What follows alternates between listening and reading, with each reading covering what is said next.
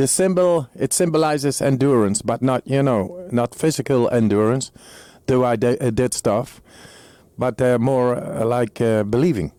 You have a very fascinating life, my friend, and you have done some amazing things. I've been paying attention to you for the last couple months, pretty intensely, and leading up to this podcast, I've been researching you a lot. And first of all, I want to know, how did all this get started? For people who don't know who you are, you've accomplished a ton of world records. You've endured things that most people think may be physically impossible. You've proven they're possible. You've shown that you can alter your immune system on demand.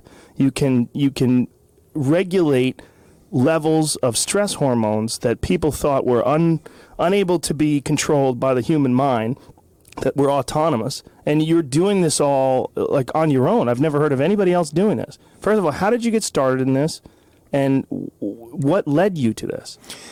Yes, like many, probably, I was in a soul search, and I visited many countries, traditions, languages, esoteric disciplines, and also like karate and kung fu and yoga but also the Dervish, the Sufi, Buddhism, all kinds of traditions and disciplines, but it could not really fulfill me in the depth.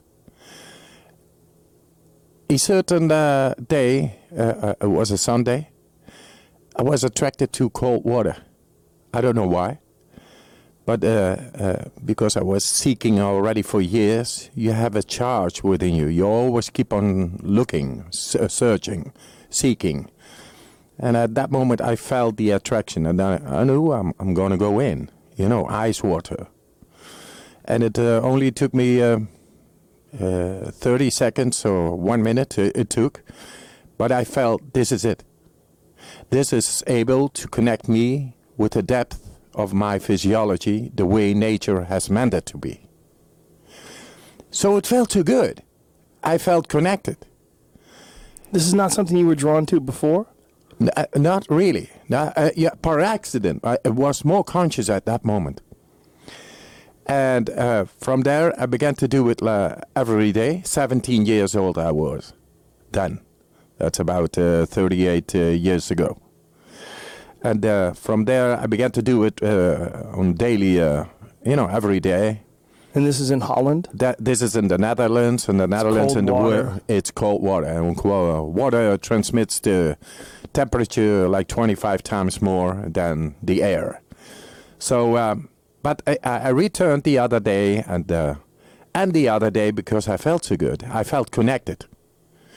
And it's all about the connection within, which I was looking for, the depth, which I could not find in books. I read about hundreds of books on philosophy, on religion, on esoteric disciplines, all kinds of books, searching. But the answer is not in the head. The answer is in the body and the brain together. And cold water triggered this. And then from there on, the cold water, at a certain point, when you do it regularly, you become conscious your breathing pattern is going to change. Because you got to be more effective. You need more oxygen to withstand the impact of the cold. And that needs oxygen. It needs combustion in the cell. And feeling it, I was doing that. And I changed my breathing pattern. And when I changed my breathing pattern is when the magic began. Then I began to see, lights by manipulating the breathing differently. Seeing lights? Like how so? Yeah, they in the yoga, they call it the chakras. In China, they call it the ki, the chi, and so forth. And I found out that this was very possible in a very short period of time.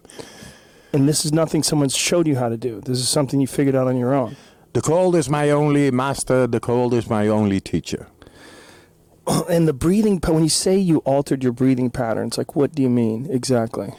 Like when I went in at a certain point, I knew how to be, very relaxed, going in, and then let the cold impact go within, and then begin breathing deeper. And then a certain dance between the cold and your breath begins to start up, begins to charge your body. And after 25 breaths like that, very conscious in the cold is a force and it has its impact, and you go along with the cold and what it does in the on the physiology, and you use your breathing. Now I know what happens physiological, but then, those days, it was all by feeling. And what does happen physiologically? You become fully charged. The carbon dioxide goes out. O2 begins to roam freely throughout the body and fills up every cell, and the pH levels go up. Now, when you say you altered your breathing, what you're showing me here is just breathing in and breathing out. Like, what's specifically different about that than normal breathing? The way I used it, it was like after 25 breaths, was so fully charged. I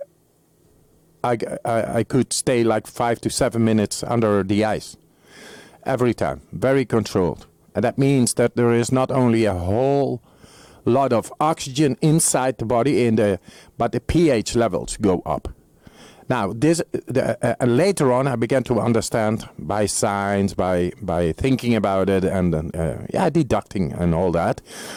I saw that we are able to tap into the brainstem, the adrenaline. We showed lying in bed people producing more adrenaline. Now I know how to show to people just in a couple of days. That means every listener right now is able to do that.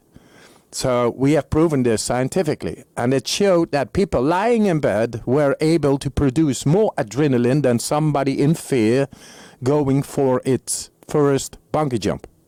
A bungee jump.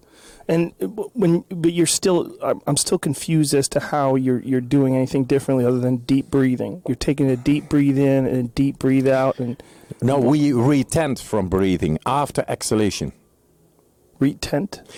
We stop breathing after exhalation. So once breathe in, like show me the method. Like if you go with me now, right, 30 times. Okay. Let go. Okay. Fully in. Once again, fully in. Letting go. Right on. Fully in. But letting go. Not fully out, just letting go. But fully in. Once again. And once again. Come on. Don't hesitate. Give it. It's about changing the chemistry right now in your body. So I'm breathing in. Keep going. If you become lightheaded, and at a certain point, you're so fully charged, and the pH levels go to a very high level, you're able to stay without air in the lung for minutes. Just keep on. The feeling is understanding. Go on. And deeply in. Letting go. Deeply in. Letting go. Deeply in. Letting go. 10 times more. Deeply in. Letting go. Deeply in. Letting go. I'm going to time it. Letting go. Deeply in. Letting go. Give it fully. Take him in. Letting go. Take him in. Letting go. Take him in. Letting go. No hesitation. I do this with over him as well. And he feels wonderful. Take him in. Fully letting go. Okay, 5 times more. Deeply in. Letting go. Deeply in. Letting go. Deeply in. Letting go. 2 times more. Letting go and stop. Just stop. Witness. Without air in the lungs, you are able to stay much more than normally. Why? Because we change your chemistry. Carbon dioxide went out, O2 went up, filled up all the cells, and the pH levels go up. Then we are able to tap into the central nervous system, and at the end we got the brainstem, and that's the place of the pineal gland, hypothalamus, pituitary gland, and the pineal gland makes the secretion of adrenaline in dangerous situations. Normally we do not get into it because of our shallow breathing, but this is the way to get into the most primitive part, the reptilian brain, without many difficulties, and fend off bacteria, getting better into the endocrine systems. We'll talk about it later. You're past 110 in minutes, and you're still on. That shows that the capacity to fill yourself up with oxygen is a lot more than we normally use. And as we do not use it, we are not making a use of the full capacity of our physiology. Now we found out we got different layers, and we never use it. And this is the way to learn to use it, to tap in and bang, into the primitive brain, into the endocrine systems, immune systems, the way nature has meant it to be. Everybody is able to do it.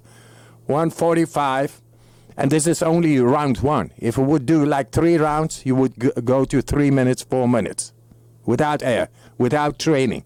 It only shows the capacity to store up oxygen inside. We never use that. You're doing great. See, he's doing already 2.5, almost 2.10. Whenever you feel the urge to breathe, you don't need to force. It's only learning how to oxygenize the body and all the cells. You're going great, man. Nice one. Feels good, huh? Hey. Yeah, that's okay. 2:30. Yeah. When you feel the urge to breathe, you breathe in fully and keep it for 10, 15 seconds. Then that's 1 round. Fully in and keep it. And now you press your belly, the neck, and then the head. And now you are able to tap into the brainstem. And yeah, that's him. If we would do it again, you would, supplement. I got very lightheaded. It was interesting. Of course, in the breathing in part. Sure. So to explain to people at home, what I'm doing is I'm breathing in all the way as deeply as I can, but I'm not breathing out all the way. Yeah. I'm just breathing out a little bit. And then I'm breathing in more, and I'm just breathing out a little bit. And I'm breathing in more, and I'm breathing out a little bit. Yes. If you breathe in completely, you get all the oxygen possible inside. If you just let it go, then you get it to where the exchange of the gases happen. And this is the way best to oxygenize the body. So it's a different way to get into the chemistry of the body, and we have shown this. No. That's one of the fascinating things. If people are listening to this, go, all of you, absolutely. You're definitely crazy about life way, and my wife in a beautiful way. In a beautiful way. I know. What you've done is you've allowed scientists to test you every step of the way, and you've proven that all this is true. When we're saying these things, I mean, these are things that have been studied at universities. What was the university in Holland? Radboud University. Radboud.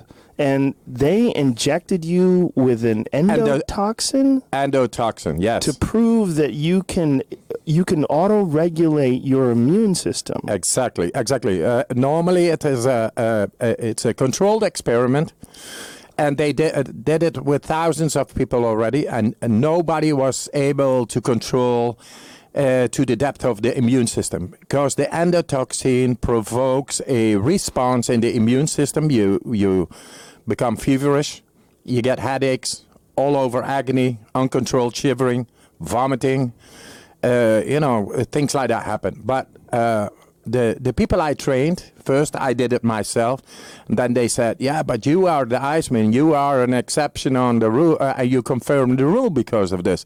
No, I said anybody can do this. Why would they say that you confirm the rule? If they have a rule and one person can do something different, then the rule doesn't work. It's not a rule anymore. It is. That's absolutely true between us, but in science it only works, it's only validated if it is a group who is doing it.